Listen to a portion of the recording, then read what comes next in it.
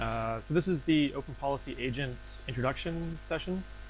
So I hope everybody's here for the OPA intro session. If you're not here for this, it's a good time to leave.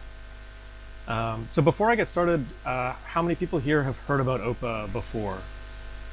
Okay, a few of you. And is anybody using OPA today, or have you actually tried it for a POC or an experiment or anything like that? Okay, one person? Okay, great. So I think everybody here is in the right place. Hopefully we can help you out as well. So my name is Torin. I'm an engineer at Styra, and I'm one of the co-creators of the Open Policy Agent. Styra is the company that created Open Policy Agent, and I'm an engineer there. I work primarily on OPA. If you've been on the OPA Slack, then you'll know me as T Sandall on there, and on Twitter, my name is Torin. So before I dive into the details, what I'm going to do is just kind of give an overview of OPA and the background. So the project itself was started in the beginning of 2016 at Styra. And the goal of the project when we started it was to basically provide a building block that would help unify policy enforcement across a range of different technology. And over the last year and a half or 2 years, we've had a lot of growth in terms of the number of end users that are using the project to solve all kinds of different policy use cases in their organizations. So today, companies like Netflix use OPA to enforce access control over internal resources, over internal microservice APIs. Companies like Chef are using OPA to deliver IAM capabilities in their products they ship to their customers. And there are dozens of companies like Medallia and Cloudflare and State Street and more that are all using OPA to enforce all kinds of policies or guardrails or constraints over their platforms, over things like Kubernetes clusters. So today, OPA is being used for a variety of different use cases around admission control and API authorization and more things like risk management. And it's now a CNCF incubating project as well. So as of April, it was promoted up from the sandbox, which we joined last year, to incubating. And we have about 60 different people that have contributed to the project. We have over 900 people on our Slack organization. We've got over 2,000 stars, and we have over 20 integrations with other projects in the cloud native ecosystem. So just to kind of motivate the problem and kind of explain why OPA exists, imagine you have a large application, right? You have a microservice-based architecture, and you have some portal which your customers connect to, right? And maybe they connect to that portal to buy things for their pets or to do all kinds of online shopping or something like that. And that application is implemented by a set of microservices, right? So you have a service that does payments, right? It processes all the payments that the customers are making. You have a service that handles account data.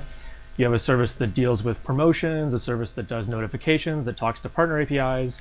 Some of these services talk to internal databases that you're running, like MySQL.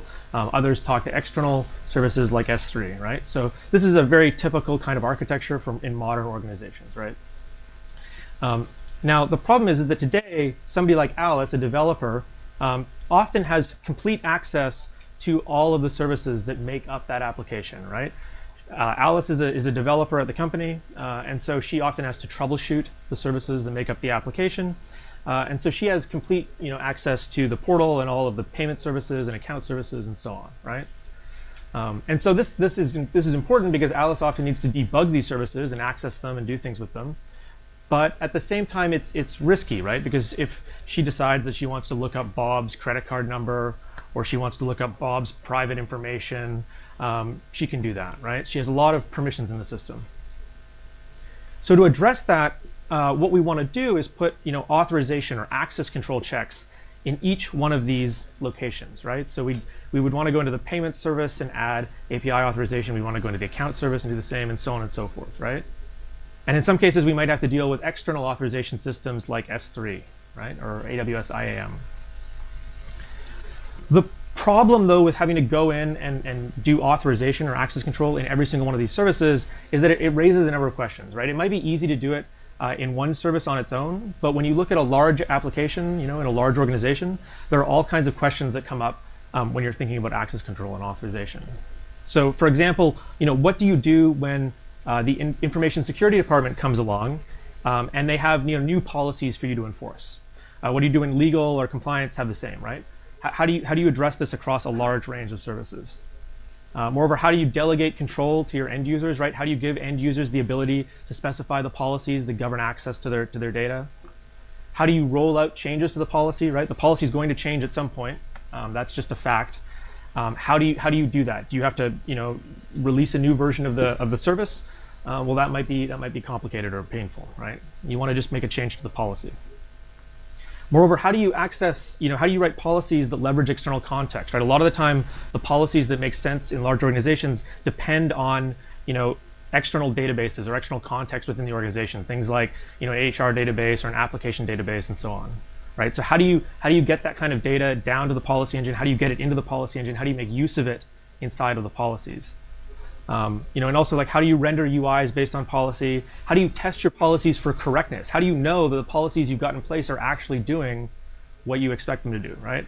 And how do you do this, when you have hundreds of services written in dozens of different languages that have all kinds of different, identity protocols that they use to authenticate users, that run in different kinds of execution environments like containers and bare metal and so on and so forth, right?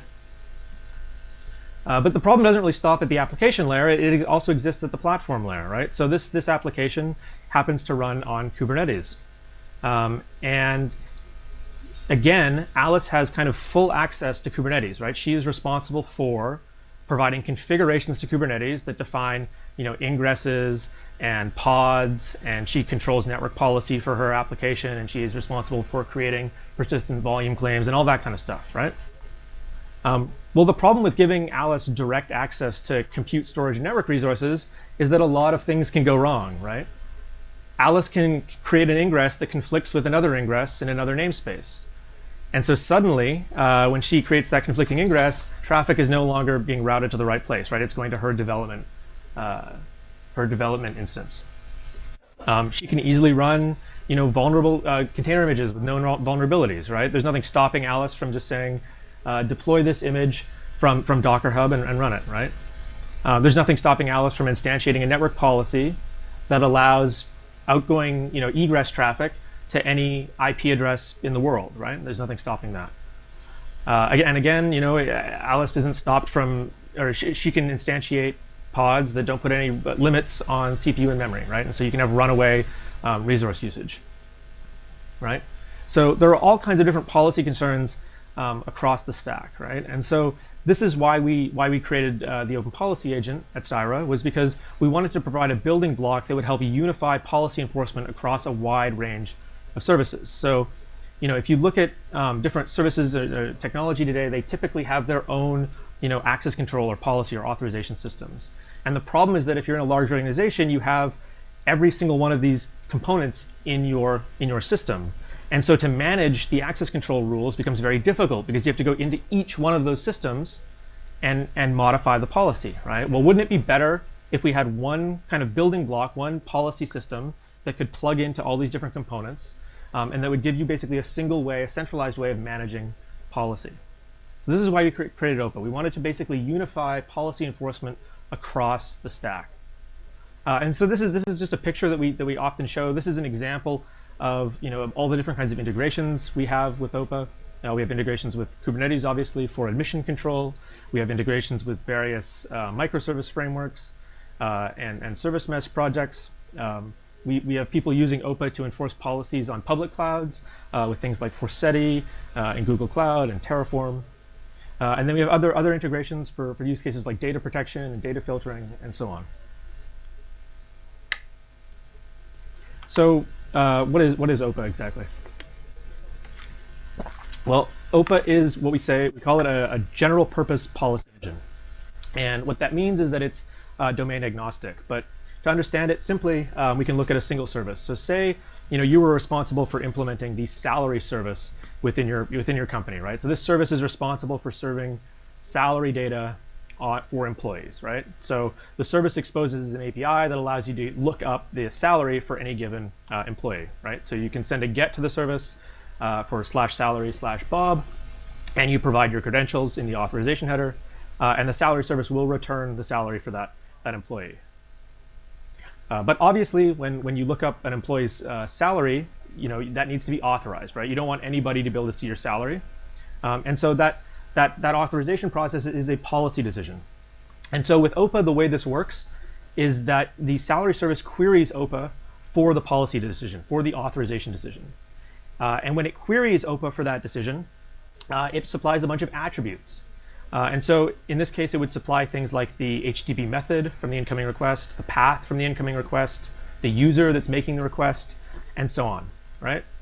And so then OPA will take those attributes and it will evaluate them against policies and data that you've given to OPA to produce a decision like allow or deny, which it'll send back to the service to be enforced. So the important thing to keep in mind with OPA is that policy, what it does is at a high level, fundamentally, is it decouples policy enforcement from policy decision making. And once you do that, once you've decoupled enforcement from decision making, it opens up a number of interesting opportunities. Now, when we say that OPA is general purpose, we really mean it. When we say it's domain agnostic, we really mean it. So I was talking about the salary service a second ago, but you could substitute salary service for all kinds of different components. It could be an API gateway, it could be a service proxy like Envoy, it could be a custom internal microservice, it could be an SSH daemon, it could be an object store like Ceph, right? This is why we call OPA domain agnostic, because it can plug into all these different kinds of services. Now, in order to make that work, we made certain design decisions when we started OPA, and one of them was that OPA itself wasn't going to be coupled to any project or domain-specific data model. So the attributes that you supply to OPA in the policy query can be arbitrary JSON values. You can supply any JSON data you want in the policy query. Method and path and user are not special in any way. They're just JSON data that gets supplied as input to the policy engine. And then similarly, the output from the policy can be any JSON value. So a second ago, I showed true or false being sent back, but you can generate numbers, you can generate strings, you can generate large complex objects that represent your policy decision. So OPA itself basically helps you decouple policy enforcement from policy decision making. And it does that by remaining domain agnostic. It sees JSON data coming in the queries. It sees JSON data being evaluated, and it sees JSON data being sent back to the service for enforcement. Now, when you use OPA, the first thing that you encounter is OPA's policy language. And that language is called Rago. And Rago is basically a high-level declarative language that is purpose-built for OPA, that is really good at expressing policies or answers to questions like, can user X perform operation Y on resource Z, right? Or which rules, which invariants would this workload violate if it were to be deployed? Or which records should Bob be allowed to see? So I'm going to show an example of Rago in a few minutes, but the thing to keep in mind is that it's a high-level declarative language, and it's really good at basically letting you write constraints over large sets of JSON data, large unstructured sets of JSON data. Now, when you actually use OPA, you have different options. So conceptually, they're all the same, but depending on your use case, some options make more sense than others. So if you're building services in Go, you can actually embed OPA directly as a library inside of your service, just as a Go library. But if you're not building services in Go, then you can run it as a daemon. And we typically recommend that what you do is you run it as a sidecar container or sidecar daemon or a host level daemon. So the model is very similar. Either it's a library embedded inside of your service, or it's a daemon that's running next to your service, ideally on the same machine. The reason that we recommend that you do this, the reason that we recommend that you take OPA and you run it next to your service, is that it reduces the impact on availability and it reduces the impact on performance.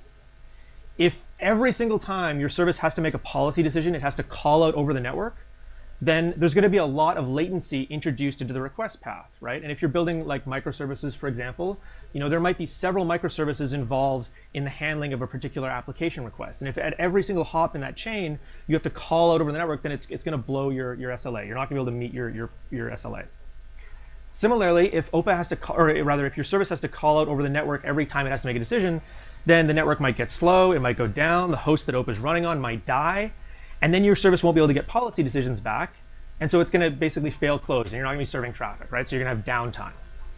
So OPA from the very beginning was designed with this model of acting as a host local cache for policy decisions. What it does is it enables distributed policy enforcement. You take OPA and you run it next to your service.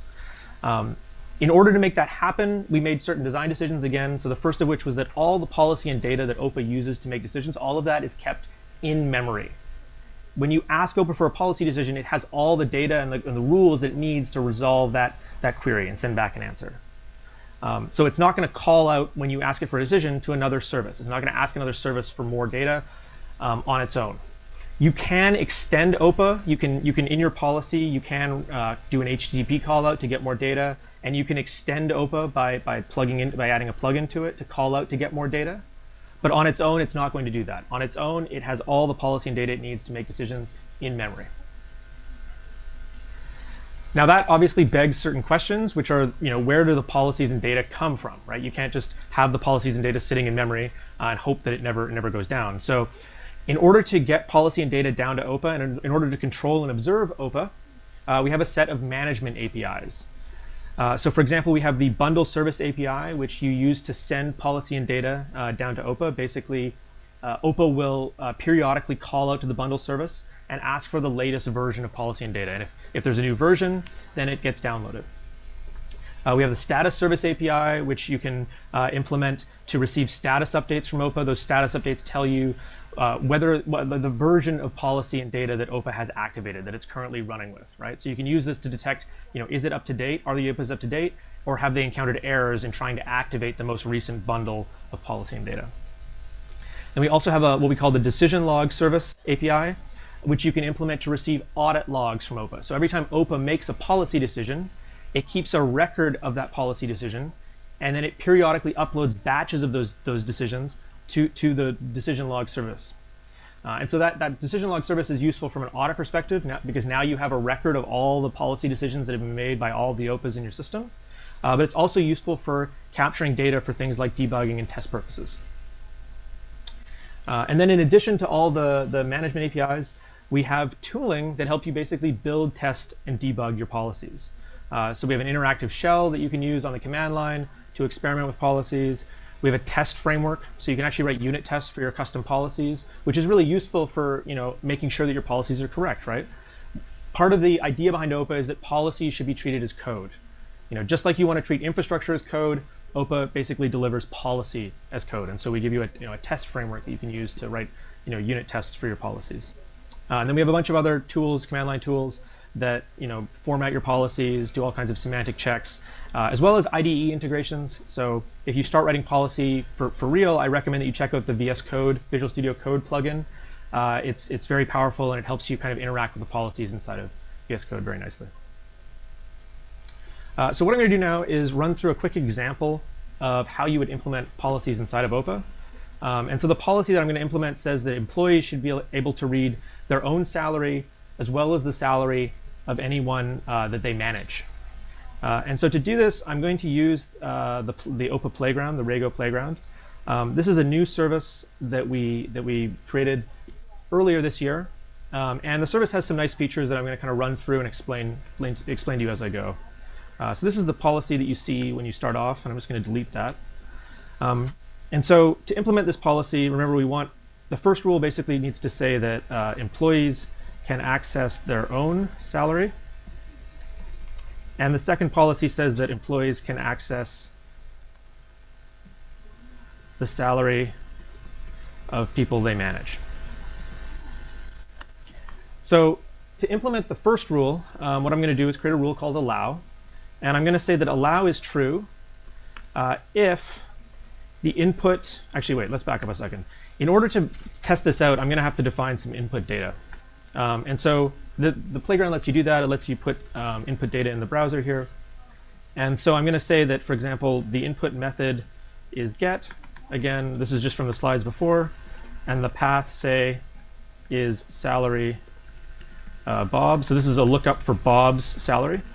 And I'm going to say the user making the request is Bob. So to write the rule for the first case, what I'm going to do is say, I'm going to say the rule is called allow. And allow is true if input method is get and input path is salary employee ID, and input user is employee ID. Oops. So this rule says allow is true if input method matches get, and input path matches salary employee ID, and input user matches employee ID. So the expressions in the body of the rule are ANDed together. The interesting thing about this rule is this employee ID here. So this employee ID is a variable. And what happens when OPA evaluates rules is it looks for bindings for those variables, values for the variables that make all of the statements in the body of the rule true. So in this case, in order for allow to be true, all the statements in the body of the rule have to be true. So OPA is going to search here to find whether employee ID can match all of these expressions. So one of the powerful things about the playground is that you can evaluate it here. So I just clicked output, and it'll take a second. And you can see that right now the output is true, right? Because I've basically got Bob looking at Bob's own salary, and so that should be allowed.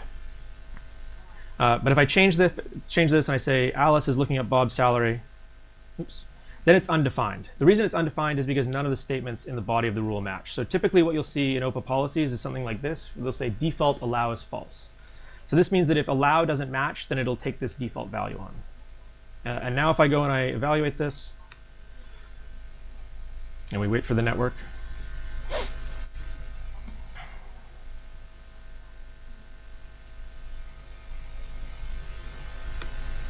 there we go. Now it's false. Okay. Now, one of the powerful things about OPA is that you can actually evaluate pretty much any part of the policy you want. So if I don't select anything and I just ask for the output, you can see that it basically prints allow is false. So what's happening here is that OPA is basically telling you the values of all the rules in the body, and right now we only have one rule. It's called allow. But you can actually go further than that. So you can actually select parts of the rule and hit evaluate, and it'll print the answer. What do you think is going to happen when I do this? Now we've got a variable inside the query. Well, it's going to tell us the value of that variable when the rule got evaluated. And in this case, it got bound to Bob. And so if I go and I select the last one, it's going to be undefined because obviously input user does not equal Bob. It doesn't equal employee ID. Okay, so that's the first part of the policy. To implement the second part of the policy, we're going to need to do a little bit more. So we're going to need some data in this case to decide whether or not one employee is a manager of the other. And so what I'm going to do is just define that data here in the policy. I'm only going to do this because it makes it easier to kind of show and to interact with in the playground. Typically, this kind of data would be loaded into OPA just as raw JSON. It wouldn't be encoded inside the policy.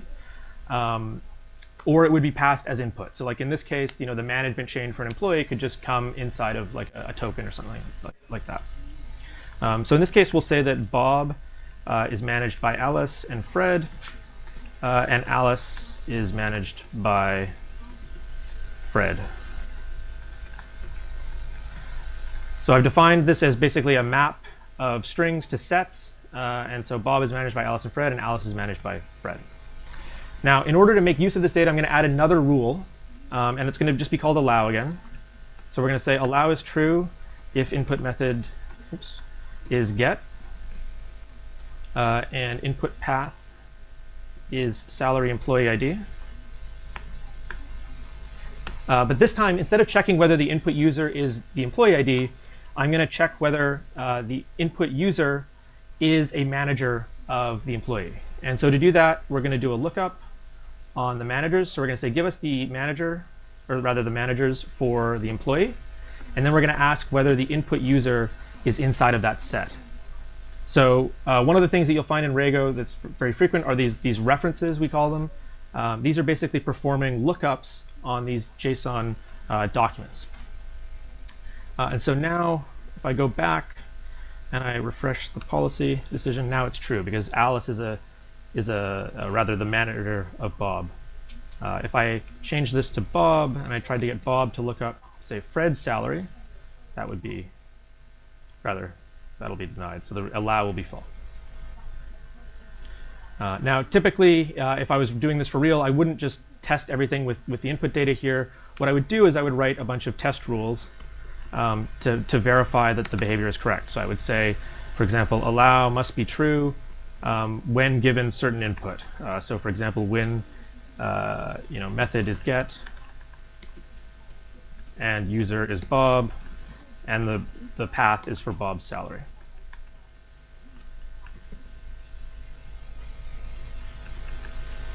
And so then I can go and evaluate that. Oops, it's a parse error. Sorry, with input as, there we go. And so here you can see that test allow is true because the statements in the body were held. And so I would basically build up a bunch of these test cases to ensure that the logic that I expressed above was correct. Oops. All right. So that is it for the demo there. When you go to start using OPA for the first time, you might be looking for integrations with existing projects in the ecosystem. And so we have a number of them. I think there are over 20 or 25 now. We have a number of integrations with different projects for doing admission control. That's one of the main use cases that people have for OPA today. They want to enforce different kinds of policies over their platforms. And so for that, we have integrations with Kubernetes. People use OPA with Terraform. We have another integration with Docker that's very similar. And the idea there is you just want to enforce certain policies over configurations that developers are supplying, when they deploy their applications, right? So you want to say things like only, container images must come from the corporate image registry. Or you want to say that all workloads need to have, CPU and memory limits supplied when they're deployed. Or you want to, prevent conflicting ingresses from being created, for example. The other main category of use cases we have is around API authorization, typically in microservice environments. And so we have a bunch of different integrations with projects like Istio and Envoy and Kong and Linkerd and Spring and more. And the idea there is that you want to, provide, obviously IAM or access control policies for your internal, environments. And so you want to, for example, deny test scripts from accessing production services. You want to, prevent analysts from accessing, sensitive data and so on and so forth. But we have a long list of other integrations. So for example, we have a PAM plugin for OPA, where basically you can use OPA to enforce access control policies over SSH and sudo.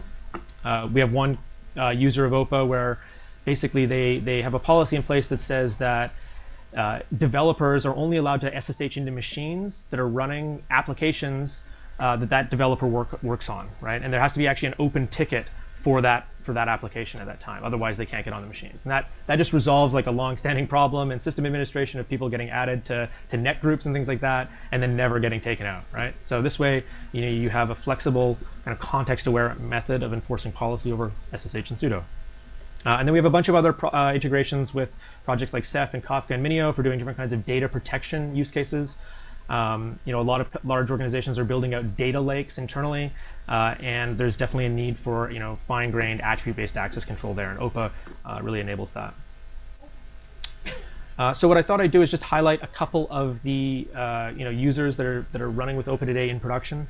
We talked about some of this a couple months ago at the CNCF-TOC meeting, but I'm just going to kind of highlight them again here. So one of the users of OPA today is Netflix. They were one of the earliest adopters of the project. And today they're basically using OPA to enforce a variety of different access control policies across their internal environments, right? So they have a large microservice-based environment. And developers there use a variety of different languages and frameworks. And they have different kinds of execution environments where these services run. And so the challenge there was to find a way of expressing policies over this very heterogeneous and ephemeral kind of environment. And so they looked at OPA and they decided to adopt it and build it into their internal security platform. And what they found was that the ability to leverage contextual information to load arbitrary context into the policy engine, then use that to inform policy decisions, they found that very, very valuable. And they found it very valuable to be able to use a single language essentially to express policies across a wide range of different languages and frameworks. And so we have actually a talk from KubeCon Austin 2017. If you're interested to see how they're using it, check that out.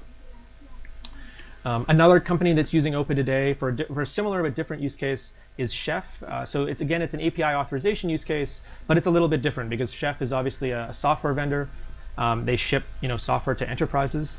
And anytime you ship a software product to an enterprise, you have to deliver IAM functionality. You have to deliver authentication and authorization and accounting. And so for Chef, OPA basically provides an engine, a building block that helps them get to market faster. They don't have to go and reinvent this authorization engine from scratch. They can basically take OPA, and with a bit of policy in place, they're able to deliver an AWS IAM style policy to their customers inside of their products. And actually today they're also using some more advanced features in OPA like partial evaluation. And so if you're interested in this, I would check out, it's actually open source. If you go to Chef Automate on GitHub, you can find examples of that and how they've architected it. And then finally, an example of a company that's using OPA for Kubernetes is Intuit. So Intuit uses OPA as a validating and mutating admission controller in Kubernetes. And they use it to enforce a variety of different security and multi-tenancy and risk management policies across a large set of clusters and a large set of namespaces. For them, they run they have large multi-tenant workloads deployed on Kubernetes. And it's very important that they're able to put kind of safeguards in place to prevent different applications from interacting with each other in bad ways. And again, we did a talk with them at KubeCon Seattle in 2018. So if you're interested in admission control in Kubernetes and how companies like Intuit and Capital One are using OPA for that, check out that talk. So that's it. We've got about 4 minutes left for questions. I'll point out that there are 2 talks later today that are related to policy. So one is the talk on Gatekeeper by Craig Peters at Microsoft. That's at 6:15. If you're interested in how you can use OPA to enforce policies in Kubernetes for admission control, go to that talk. I think it'll be really interesting.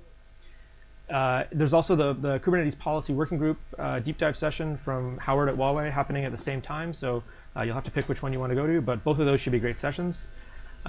If you're interested in the code behind the project, check out openpolicyagent/OPA on GitHub.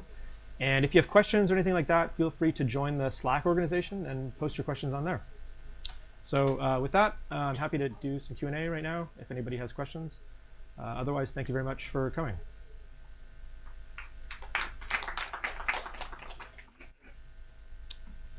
Question? They want it recorded, so sorry. Hi, do you have any integrations where this can be mapped to OAuth claims? So the claims are given out based on policy? To generate claims or to validate claims? I guess both. Both. There are people looking at using OPA to generate the claims that go into a token. You can definitely do that because that's just JSON, so it's just a different kind of policy decision. We don't have specific examples of that on the website. What we do have, though, in OPA is a set of built-in functions for doing things like string manipulation and math and all that kind of stuff. But we also have built-in functions for interacting with JSON web tokens. So if you want to basically pass a JSON web token as input to the policy, and then inside the policy, verify the signature and validate things like not before and expiry and all that, you can easily do that within the policy language.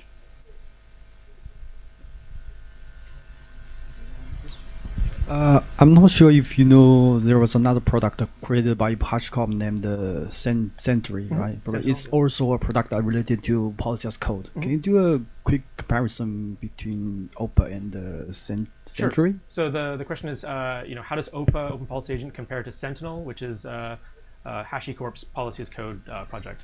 And the answer is that they're both similar. They both aim to allow you to express policy as code. I guess the main difference at a very high level is that Sentinel is, it's a closed source proprietary feature of their enterprise HashiCorp products, right? So it's not open source. And it's really, I think, focused at those kinds of policies that you apply to, the platform, right? To HashiCorp projects, right? Like Vault and Terraform and so on. So OPA is a little bit more general purpose in that you can kind of use it as a building block, a library for all kinds of different policies at different levels of the stack.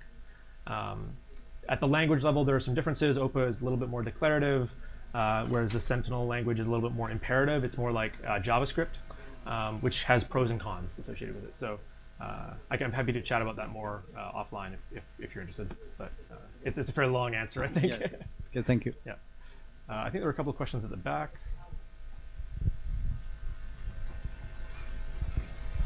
Hi, just a quick question. If I'm to embed OPA into embedded device with a relatively constrained memory, do you have any idea about the size of the OPA code base or the binary or the image? So the binary is about 20 megabytes in size. So the memory usage is fairly low. It's about 20 megabytes if you're just running it without anything inside of it. Obviously, the amount of memory that it's going to consume at runtime depends on how much policy and data you load into it. So it would kind of depend on the types of policies you need to express. But it is fairly lightweight. We don't have very many dependencies in the project itself. It's written in Go, so I don't know how that would work for your environment, but that's one thing to keep in mind. I will mention that one of the things that we're working on that's more speculative or more long-term is support for taking the OPA policies and compiling them into WebAssembly. And so with that, I think we might be able to deliver like an even smaller memory footprint for the policy evaluation. Yeah. So a question, you had an example on how to implement policies across the enterprise, where you can look salaries just for the people you manage. And then you said that some organizational structure can be imported into OPA using a JSON structure. Yeah. Would that require some reboot, some restart of the service, or it's all seamless from the application perspective? So it can be hitless. So there are two ways of loading policy and data into OPA. One is through the bundle service API that I mentioned. Basically, OPA will periodically download policy and data from a remote service and reload it on the fly without affecting policy queries. The other is that you can push policy and data into OPA. It has an API that allows you to just push policy and data in through an HTTP API. That works. It's a little bit more complicated, I think, though, to design that into your system in a way that's reliable and correct. So we generally recommend people start with the bundle service model, and then if they need push kind of capabilities later on, they can always add that. And the other question would be, do you push all the policies to all microservices, or you can push just the policies that they relate to that microservice, to that OPA? That's a good question. So OPA itself is just the decision engine. All it does is it just says, given the policies that you give it, answer questions, right? It doesn't decide which policies go down to OPA, right? So that's sort of up to you as the implementer of the control plane around OPA. That's sort of the challenge that we don't tackle within OPA itself. Thank you very much. Cool. One more question. Okay, I think we're a little bit over time. I'm happy to answer offline. Yeah. Yes. So it's given it's making a lot of decisions in the organization, so can be facing a lot of volume. So it has to be quick, very fast. Yeah. So do you have a general idea about its performance? Like how long does it take to make a decision? Yep. So we sort of have two profiles for OPA policies. One profile is kind of what we call the linear time profile or linear time fragment of OPA, and that's sort of targeted at API authorization policies. If you do write your policies in a way that that falls into that fragment, then OPA will index the rules for you, and it can answer policy queries in like under 100 microseconds in a lot of cases, or under a millisecond is usually our budget. That's the number that we got from Netflix. The other category of use cases is like more around platform kind of policies over, say, a Kubernetes cluster, and in that case, you often have to do a large search over like the state of the cluster in order to make the decision. And so there, the budget for latency is a little bit higher because of that search operation, right? So it depends on the use case, but typically under a millisecond for API authorization. Okay, thank you.